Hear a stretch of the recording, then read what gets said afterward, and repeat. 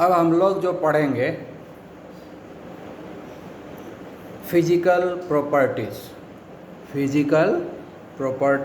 Of physical and atomic properties of group 17 elements. ठीक है, इसी के बारे में हम लोग पढ़ेंगे। ठीक है, तो हम लोग पढ़ेंगे atomic and physical properties.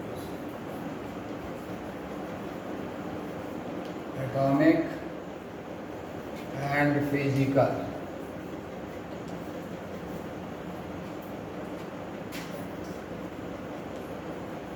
properties of group 17 elements। ठीक है, तो सबसे पहले जो लेंगे वो होगा एटॉमिक एंड आयनिक रेडिया। ठीक है, सबसे पहले एटॉमिक एंड, तो हम लोग पढ़ेंगे अब atomic and physical properties of group 17 elements. उसमें पहला है कि एटॉमिक एंड आयनिक रेडिया, पहला फिजिकल प्रॉपर्टीज है। The halogen have the smallest atomic radii in their respective periods. अपने पीरियड में सबसे कम इसका एटॉमिक एंड आयनिक रेडिया होता है, सबसे अपने पीरियड में। वो ग्रुप 2 में देखो, 3 में देखो, 4 में देखो, जिस ग्रुप पीरियड 2, 3, 4 किसी भी पीरियड में देख लो, है ना। देयर आर पीरियड्स, है ना, देयर आर 7 पीरियड्स। उस 7 पीरियड्स में से किसी भी पीरियड में ऑब्जर्व करोगे तो ग्रुप 17 एलिमेंट्स का जो एटॉमिक रेडिया है वो सबसे कम होता है अब उस पीरियड में। ठीक है ना, किसी भी पीरियड में देखो। ऐसा क्यों होता है? पीरियड में मूव करने का मतलब लेफ़्ट टू राइट जा रहे हैं, और जब लेफ़्ट टू राइट जाते हैं तो क्या होता है? नंबर ऑफ सेल्स बढ़ता नहीं है, number of cell remain same, है ना। नंबर ऑफ सेल तो बढ़ता नहीं है, लेकिन नंबर ऑफ प्रोटॉन और नंबर ऑफ इलेक्ट्रॉन बढ़ जाता है। नंबर ऑफ इलेक्ट्रॉन जो होता है वो सेम आउटर मोस्ट ऑर्बिट में एकोमोडेट हो रहा है, तो number of core electron same रहता है, number of inner electron same रहता है। इसलिए स्क्रीनिंग इफेक्ट जो है through out the period same रहता है। जब स्क्रीनिंग इफेक्ट सेम है through out the period, electron बढ़ रहा है लेकिन स्क्रीनिंग इफेक्ट में कोई चेंज नहीं आ रहा है। लेकिन जब लेफ़्ट टू राइट हम जा रहे हैं किसी भी पीरियड में तो क्या हो रहा है? नंबर ऑफ प्रोटॉन बढ़ रहा है। नंबर ऑफ प्रोटॉन बढ़ने से न्यूक्लियर चार्ज बढ़ रहा है। नंबर ऑफ प्रोटॉन्स बढ़ने का मतलब हुआ कि न्यूक्लियर चार्ज बढ़ गया, और न्यूक्लियर चार्ज बढ़ा लेकिन स्क्रीनिंग इफेक्ट में कोई चेंज नहीं आया है। स्क्रीनिंग इफेक्ट तो नहीं बढ़ रहा, इसलिए न्यूक्लियर चार्ज को कोई अपोज करने वाला यहाँ नहीं है। तो क्या होगा? अल्टीमेटली इफेक्टिव न्यूक्लियर चार्ज भी इंक्रीज करेगा। ठीक है, तो लेफ़्ट टू राइट जब जाएंगे तो क्या होगा? स्क्रीनिंग इफेक्ट जो है सेम रहेगा।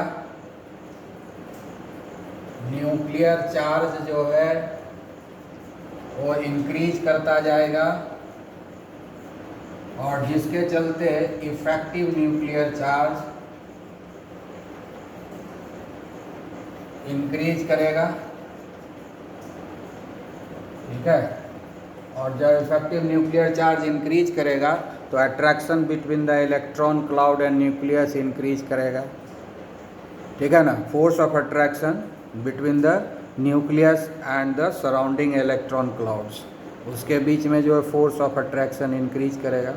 फोर्स ऑफ अट्रैक्शन जब इंक्रीज करेगा तो इलेक्ट्रॉन क्लाउड को क्या करेगा? अंदर के तरफ, न्यूक्लियस के तरफ खींच लेगा, और जिसके कारण क्या होगा? एटॉमिक एंड आयनिक रेडिया जो है स्मॉल होता जाएगा, छोटा होता जाएगा। इसलिए जब हम लेफ़्ट टू राइट जाएंगे तो ग्रुप 17 का जो एटॉमिक रेडिया है अपने रेस्पेक्टिव पीरियड में सबसे कम होगा। ठीक है, अब दूसरा देखते हैं। Among group 17 elements the atomic and ionic radii increases with increase in atomic number as we move down the group 17 में जब हम टॉप टू बॉटम आ रहे हैं, ग्रुप 17 में जब टॉप टू बॉटम आ रहे हैं तो atomic and ionic radii increase करेगा। क्यों इंक्रीज करेगा? क्योंकि टॉप टू बॉटम जब आ रहे हैं तो नंबर ऑफ सेल्स इंक्रीज कर रहा है, नंबर ऑफ इलेक्ट्रॉन भी इंक्रीज कर रहा है, तो स्क्रीनिंग इफेक्ट बढ़ेगा। न्यूक्लियर चार्ज भी बढ़ेगा, ठीक है ना। तो क्या क्या होता है, तो ऊपर जब नीचे आएंगे तो नंबर ऑफ सेल्स इंक्रीज करेगा, ठीक है, नंबर ऑफ सेल्स इंक्रीज करेगा तो स्क्रीनिंग इफेक्ट बढ़ेगा, स्क्रीनिंग इफेक्ट भी इंक्रीज करेगा, ठीक है, और न्यूक्लियर चार्ज भी इंक्रीज करेगा, न्यूक्लियर चार्ज इंक्रीज करेगा, लेकिन न्यूक्लियर चार्ज को स्क्रीनिंग इफेक्ट आउटवे करेगा, ठीक है ना, क्योंकि स्क्रीनिंग इफेक्ट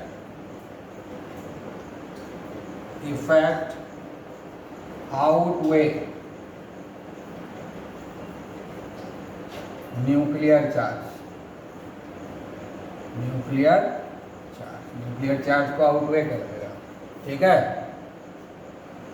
तो जब न्यूक्लियर चार्ज को आउटवे कर देगा तो इफेक्टिव न्यूक्लियर चार्ज क्या होगा, इफेक्टिव न्यूक्लियर चार्ज जो है डिक्रीज करेगा, और इफेक्टिव न्यूक्लियर चार्ज जब डिक्रीज करेगा तो क्या होगा, force of attraction between the nucleus and electron cloud will decrease. तो जैसे जैसे टॉप टू बॉटम आएगा इफेक्टिव न्यूक्लियर चार्ज डिक्रीज करेगा, क्योंकि स्क्रीनिंग इफेक्ट काफ़ी ज़्यादा बढ़ता है न्यूक्लियर चार्ज के कंपैरिजन में, इसलिए इफेक्टिव न्यूक्लियर चार्ज जो है डिक्रीज कर जाएगा। इफेक्टिव न्यूक्लियर चार्ज डिक्रीज होने के चलते, इफेक्टिव न्यूक्लियर चार्ज डिक्रीज होने के चलते फोर्स ऑफ अट्रैक्शन जो है न्यूक्लियस और आउटर मोस्ट ऑर्बिट के बीच में जो है, न्यूक्लियस और आउटर मोस्ट ऑर्बिट के बीच में जो फोर्स ऑफ अट्रैक्शन है वो डिक्रीज कर जाएगा, ठीक है। और वो फोर्स ऑफ अट्रैक्शन जब डिक्रीज करेगा तो क्या होगा, इलेक्ट्रॉन क्लाउड लूजली बाउंड हो जाएगा। इलेक्ट्रॉन क्लाउड और न्यूक्लियस के बीच में फोर्स ऑफ अट्रैक्शन कम हो गया तो इलेक्ट्रॉन क्लाउड लूजली बाउंड हो जाएगा, जिसके कारण इलेक्ट्रॉन क्लाउड जो है न्यूक्लियस से दूर भागने लगेगा और इसके लिए साइज बढ़ जाएगा। एटॉमिक और आयनिक साइज जो है ग्रुप 17 एलिमेंट्स में जब टॉप टू बॉटम जाएंगे तो वो इंक्रीज कर जाएगा, ठीक है।